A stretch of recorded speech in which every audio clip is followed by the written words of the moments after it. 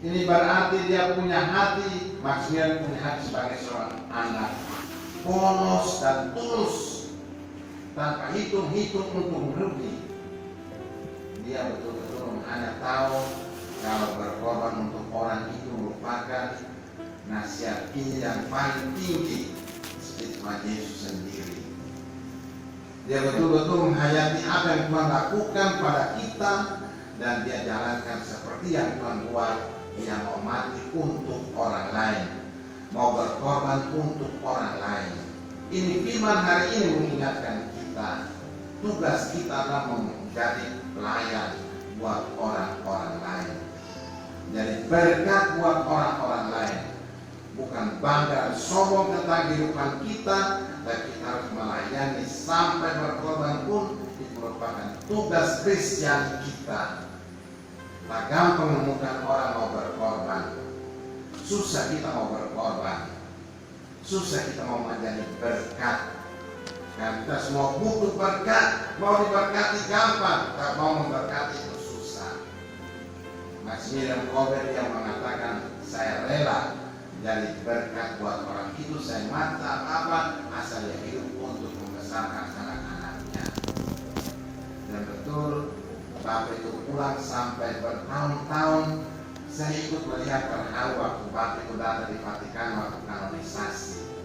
Dia pakai pakaian sebagai tahanan strap-strap itu, dan hadir pada saat kanonisasi, dipanggil ke depan sebagai saksi hidup tentang urusan Maximilian Kolbe ini. Yang rela mati untuk sahabatnya, rela mati untuk orang lain, rela berkorban. Ini pesan firman hari ini. Kita harus rela berkorban demi kebaikan orang-orang lain. Rela berbuat kebaikan sebanyak-banyak mungkin walaupun kita harus berkorban. Itulah merupakan ajaran Kristus yang paling tinggi dan paling mulia, sebab dia sendiri pun melakukan hal itu kepada kita, terhadap kita. Semoga dengan pada Santa Maximilian Kolbe ini kita mulai membentuk karakter kasih yang sejati, karakter yang mau berkorban, rela memberi, bukan hanya menerima saja. Kalau kita menerima itu bukan tangan, mau saja orang tahu di tangan kita, tapi kita harus berbuat, memberi itu merupakan tugas kita setiap hari. Dan tolong ingat, memberi bukan hanya memberi uang ke apa, tidak. Beri perhatian, memberi telinga mendengar, beri mata melihat, beri suara menyapa, itu memberi. Beri senyum pada orang lain, salam, ramah kepada orang lain, itu pun sebuah pemberian.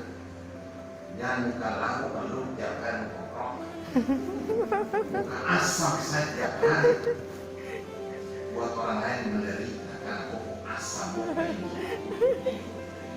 kayak koka yang menderita. Jadi kita harus beri apa yang bisa kita beri, kita harus berikan dengan rela. Walaupun perasaan pada titik menderita itu merupakan sudah tugas kita. Karena orang Kristen pikul salib merupakan tugas rohani kita, ajaran dasar cinta kasih kita. Maka semoga dengan mengingatkan kita pada Santa Maximilian Kolbe ini, kita pun belajar mencontoh langkah ini, hal itu langkah serius sampai pada Kristus yang berkorban salib untuk kita manusia. Dan dari saat ini kita mau kita pada Tuhan dan